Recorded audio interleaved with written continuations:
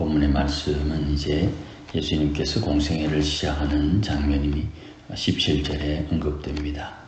어제 예수님께서 시험을 받으시고 또 시험 받기 전에 성령의 세례, 예수님은 물세례를 받았는데 물세례와 함께 성령께서 임재하는 성령 세례를 동시에 받으시고 그 성령에 이끌려서 광야에서 시험을 받게 됩니다.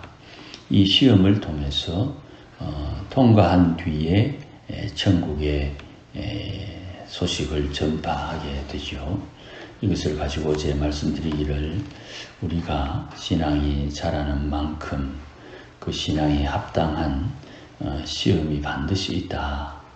그러니 이 땅에 사는 동안 우리가 시험을 계속 받게 되겠지만 그 시험을 이김으로 우리에게 주어진 신앙의 성장함에 합당한 평가 혹은 하늘의 상급을 준비할 수 있는 그런 준비가 된다고 말씀을 드렸습니다.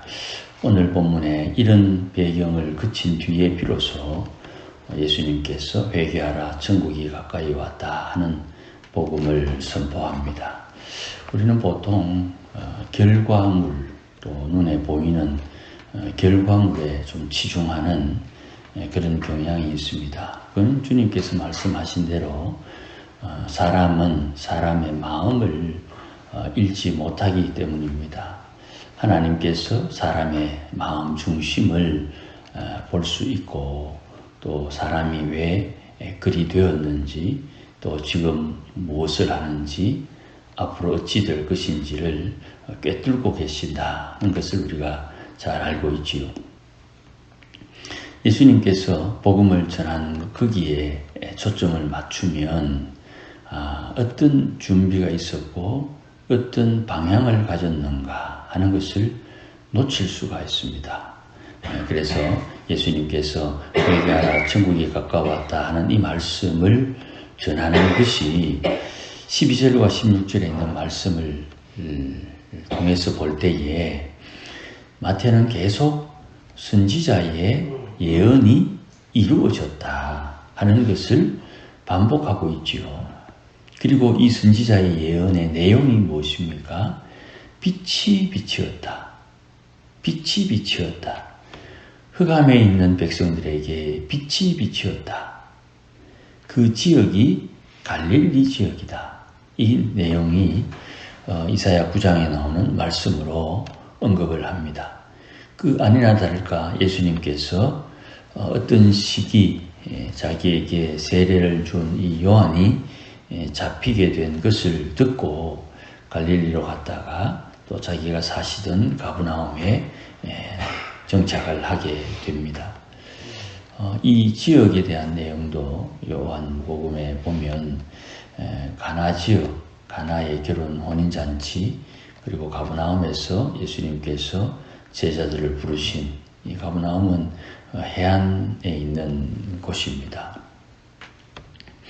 이곳에 예수님이 계시는데 예수님이 계신 것 자체가 빛이 그들에게 비치게 된 것이죠. 조금 더 확장을 해봅니다. 선지자가 예수님께서 선지자로 이해할 때 선지자가 사는 곳에 하나님의 빛이 비추게 되는 것입니다. 예수를 잘 믿는 우리 생각에 우리가 생각하는 평가의 기준으로 예수를 잘 믿는 그것 말고 하나님께서 인정하는 시험을 이기는 사람들이 우리 주위에 있다면 우리에게 빛이 비추게 되는 것입니다. 자, 거꾸로 봅니다. 우리가 이 동네에 삽니다. 우리는 빛을 비추고 사는가? 이건 우리 스스로에게 물어야 됩니다. 내가 이 땅에 살고 있으면서 이곳에 나는 빛을 비추고 있는가? 빛이 비추어지면 어떤 반응이 있습니까? 어둠이 드러나지요. 어둠이 드러나면 어둠이 드러난 만큼 어둠과 어둠이 싸웁니다. 반드시 그렇습니다. 빛을 비추어 어둠을 드러내는 사람과도 싸우지만 어둠과 어둠도 싸웁니다. 왜냐하면 빛이 비추어서 자기들의 허물과 자기들의 부족함이 드러나기 때문입니다. 자, 그러면 우리가 빛이라면, 교회는 빛과 소금의 역할을 감당하는데, 빛이라면 빛이 비추어서 어둠을 들추어내면 어둠에게 빛은 반항, 대적이 되겠지요. 빛이 비추면 어둠이 드러난다. 그래서 어둠은 빛을 끄려고 할 것이고, 드러난 어둠이 어둠과 또 싸우게 될 것입니다. 네가 더 죄인이다, 네가 더 악하다, 네가 더 허물이 많다, 그런 걸로 이제 서로 비교해서 싸우게 되는 것이지요. 이런 싸움이 없으면 적절하게 자기의 이익과 관련해서 드러나면 숨기고, 그렇지 않을 경우에는 그냥 그렇게 지내게 되겠지요. 그런 평화는 하나님 앞에 합당한 평화가 아니지요. 그러니 주님께서 거하는 그 지역에 빛이 비추었다. 하나님의 교회가 있는 그 지역에 빛이 비치게 된다. 그 빛을 비추면, 빛을 비추어서 하나님의 일을 해야 되겠는데, 이 빛을 비추기 위해서 주님께서 사용하신 방법은 전도자를 고르는 것입니다. 이것을 이제 전도자라고 먼저 말하는 것은 본문에는 제자를 부르는 것으로 되어 있지요. 이 제자의 역할은 특별히 전도자입니다. 복음을 전하는 사람, 또 다른 표현을 하면 빛을 비추는 사람. 복음을 전한다는 말은 회개하라 천국이 왔다는 것을 전하는 것이요, 빛을 전한다는 것은 생명의 빛이 어둠 가운데 드러나게 한다는 뜻이에요. 그러니 예수님께서 제자를 부르는데 4명만 언급이 됩니다. 마태, 베드로와 요한, 야고보, 안드레, 이렇게 4명인데, 베드로와 안드레가 형제고 야고보와 요한이 형제입니다. 여기에 야고보는 세베대의 아들, 야고보서를 기록한 예수님 동생 야고보하고는 다른 야고보입니다. 이들에게 예수님께서 사람 낚는 어부로 부릅니다. 연배가 예수님하고 베드로하고 연배가 거의 비슷한 것 같아요. 누가 한두 살 더 많거나 너댓 살 많은 정도입니다. 그런데 이들에게 예수님이 나를 따르라 하는 이 말을 듣고 저들이 그물을 버려두고 따릅니다. 그러니 베드로와 안드레는 아버지에 대한 이야기가 없어요. 그런데 요한과 야고보는 세베대, 아버지의 이름이 언급되고, 세베대는 선주를 우리가 이해를 합니다. 배를 가진 그 당시에 지방, 우리말로 유지가 되는 것 같아요. 그래서 아버지의 배에서 그물을 깁는 것을 보고 예수님이 부르는데, 예수님과 사도 요한의 관계는 사촌지간으로 봐요. 그래서 예수님께서 이렇게 영향력을 끼치는데 이 젊은 청년들이 예수님을 따르는 여기에 어른들의 반감이 없었을까? 우리의 상식으로 볼 때 충분히 있었을 건데 어떻게 이 청년들이 예수님과 함께 무리를 지어 다니는 것이 가능했을까? 그것에 대한 이야기가 23절 이후에 등장합니다. 예수님께서 갈릴리 지역에 두루 다니면서 회당에서 가르칩니다. 거기에서 천국 복음을 선포하는데 이 천국 복음의 내용은 17절에 회개하라, 천국이 가까웠다 하는 말씀이고, 그 복음이 그들에게 우리 말로 복음을 전파했을 때 그 복음이 저들에게 영향력을 발휘한 배경이 병과 약한 것을 고치시는 치유의 사역으로 이어졌기 때문이다. 그렇게 봅니다. 우리나라 한국에 교회가 세워질 때 선교사님들이 오셔서 하신 일은 크게 두 가지입니다. 하나는 선교사님들 중에 태반이 의사 출신인들입니다. 그래서 그 당시에 한국의 상황에 위생이 약했고 또 양이 의사들의 일하는 그 치료하는 것이 아주 독특했습니다. 한의는 몸을 약한 곳을 보호해서 몸의 전체를 안정되게 하는 경향이 있고, 양의는 어쨌든 치료하는데 눈에 보이는 성과로 보입니다. 뼈가 부러지면 뼈를 맞추고요. 그걸 위해서 살을 찢습니다. 그리고 살을 오매지요. 이게 서양 의학도 2차 세계대전, 1차 세계대전까지는 우리하고 크게 차이가 나지 않습니다. 단순히 그 세균 감염, 또 토종 그 병, 이런 것에 대해서 약간의 우월한 정도일 뿐입니다. 그런데 이것과 함께 서양의 지식, 그래서 교육 사업을 합니다. 그때 당시에는 서양의 지식을 신문물이라 그랬죠. 실제로 역사에 영향을 끼친 신문물은 중국 북부 지역에 있던 우리 민족이 개발한 화약이라든지 종이라든지 이런 것들이 서양에 엄청난 영향을 끼칩니다. 그런데 서양의 지식은 과학적 지식을 그 당시에 추구했죠. 과학적 지식은 르네상스 이후에 굉장히 발전이 됐는데, 그 르네상스 이전에 있었던 교회의 영향으로 과학적 지식이 서유럽에는 전혀 생존하지를 못했습니다. 그것이 무슬림 지역에 숨어져 있다가 르네상스 이후에 과학적 정신이 다시금 서유럽으로 전파되게 됩니다. 그런 역사적인 흐름이 있습니다. 그래서 과학이 지난 200~300년 정도 굉장히 발전했을 그때에 세상의 모든 것을 다 과학으로 해결할 수 있다고 생각하던 그런 사고방식에서 조선의 그 과학적인 방식이 전파될 때 동양에서는 전혀 과학이라는 개념이 없었습니다.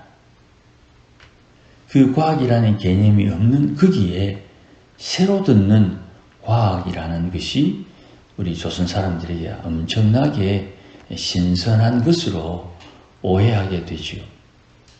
이 속에 교육과 의료가 선교의 가장 좋은 방법론으로 이해가 되어서 한국교회의 시작의 이 두 가지의 영역에서 교회가 시작됩니다. 그렇게 해서 이제 그 조정에 있는 사람들이 혜택을 보고 또 외교나 다양한 국제적인 관계에서 혜택을 봅니다. 예수님께서 복음을 전할 때에도 병과 약한 것을 가지고 저들에게 가르칩니다. 복음을 가르칩니다. 그러니 여기서 방식이 교육과 치료, 이 두 가지의 방식으로 예수님께서 사역을 하는 것입니다. 이것이 사람들의 입장에서 볼 때에 가장 필요한 것입니다. 몸의 약함을 고쳐주는 것과 지적 갈망을 채워주는 것입니다. 그러니 배우는 것과 치료되는 것이 복음을 증거하는데 가장 좋은 것으로 이해를 하는 것입니다. 자, 지금도 우리가 한번 가만히 보면 물론 인격적으로 상대적으로 무시하는 것은 아닙니다만은 후진국이 가지고 있는 특징이 고급 고급 기술이 없습니다. 가령 석유를 정제한다. 이런 고급 기술은 후진국에서는 찾아보기 힘들지요. 철을 생산하는데 철 녹였다가 그냥 하면 안 되나? 전혀 그렇지 않습니다.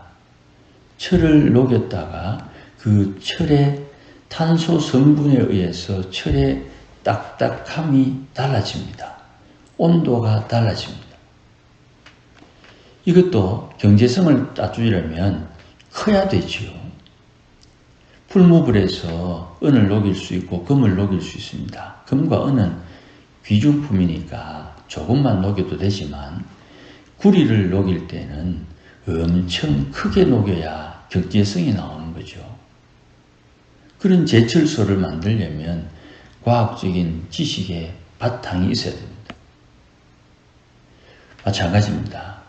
반도체도 마찬가지입니다. 산업의 제반적인 것을 위해서는 과학적인 지식이 바탕이 되어야 되는 것입니다. 그래야만 국가적인 경제 성장이 가능한 것이죠. 옛날에 그런 일이 있었지 않습니까? 독일의 광부들과 간호사들을 만나러 박정희 전 대통령이 독일에 다녀오고 난 뒤에 69년입니까? 하여튼 그때 고속도로를 만들겠다. 사람들 먹고 살기도 힘든데 웬 고속도로냐? 그 고속도로가 경제 성장을 위한 물류의 이동을 보장하기 때문입니다. 그래서 서울에서 부산까지 열몇 시간 걸리던 거리를 4시간으로 줄였습니다. 그게 한국 산업 발전의 가장 기본적인 인프라가 되는 것이죠. 마찬가지입니다. 내가 아무리 많은 수확물을 가지고 있어도 이 수확물이 어디에 어떻게 전달되어야 내게 수입이 되나 소득이 되느냐. 하나님의 말씀이 전파될 때 그 복음이 능력 있게 전거되는 거기에 병 있는 사람들, 곧 각종 병에 걸려 고통당하는 자, 귀신 들린 자, 간질하는 자, 중풍병자들이 예수님께 오셔서 와서 고침을 받습니다. 이 고침을 통해서 예수님이 전하는 복음, 그 교육적 효과가 저들에게 나타나는 것입니다. 그래서 25절에 갈릴리, 데가볼리, 예루살렘, 요단강 건너편에서 많은 무리가 예수님을 추종하게 되는 것입니다. 예수님을 따른다 하는 거기에 여기에 초점이 맞춰진 듯 합니다만은 예수님을 따르는 자들은 예수님 말씀에 청함받은 사람, 예수님이 증거하는 그 복음에 동의해서 예수님의 마음에 혹은 예수님의 편에서 표현이 좀 어눌합니다만은 서 있는 사람들은 택함받은 사람, 이 규범을 계속 가지고 성경에 있는 말씀들, 예수님에 관련된 일들을 살펴야 됩니다. 그러니 오늘은 분명한 건 이거예요. 나는 빛이냐? 내가 빛을 비춤으로 내 주위에 어둠이 드러나 나와 빛과 어둠이 다투느냐? 이것이 아주 중요한 나의 정체성의 핵심이 됩니다. 예수님께서 빛을 비추시고 복음을 전거하신 뒤에 예수님 앞에 오는 사람들은 그 약한 것과 병든 것을 고쳤다. 빛이 비춤에 악이 드러나고 그 악을 치료하셨다 하는 여기에 초점이 있는 것입니다. 그 치료는 말씀으로 치료되는 것이죠. 그러니 이런 비유를 통해서 예수님의 사역이 단순하게 병 고쳤다, 복음 전했다 하는 거기와 그 배경에 숨겨져 있는 우리들에게 요구하는 것도 함께 묵상할 필요가 있고, 이런 갈등과 고민 속에 빛이 더 선명해지는 것이고 빛의 밝기가 선명하고 빛의 범위가 넓어지는 것입니다. 이 빛에 대해서 이제 내일 산상수훈에 언급된 말씀 산상수훈에 언급된 모든 말씀은 다 빛의 핵심을 이야기하는 것입니다. 아무쪼록 오늘도 나는 빛을 비추는가, 또 나는 빛을 받고 있는가, 스스로를 잘 살펴서 빛된 삶을 살기에 힘써야 되는 것입니다. 빛이 비춰지면 빛의 역사가 나오는 것입니다. 오늘도 이런 은혜가 함께 하시기를 주의 이름으로 축복합니다. 기도하십시다. 하나님 아버지 감사합니다. 주님께서 이 땅에 오셔서 빛을 비추어 주시고 빛을 받은 백성들이 자유함을 누리고 구원함을 받고 빛 가운데 행하게 하시니 감사합니다. 이 빛은 빛이신 주님께서 우리에게 비추어 주는 것이요, 그 빛을 받은 우리가 또 빛을 비출 수 있는 것은 우리의 심령 가운데 하나님의 성령, 불로서 성령께서 임재하기 때문입니다. 빛을 잘 유지하고 빛을 비추고 이 불을 끄뜨리지 않고 잘 존속해서 하나님 기뻐하는 일들 감당하는 주의 권속들이 되도록 복을 더하시고 빛을 비춤으로 일어나는 일들 가운데 해결할 수 있는 힘과 능력을 우리에게 허락해 주옵소서. 혹 내게 능력이 부족하면 능력 있는 자를 붙여주시고 함께 합력하여 주어진 사명 잘 감당토록 은혜와 복을 허락해 주시옵소서. 예수님의 이름으로 기도하옵나이다. 아멘.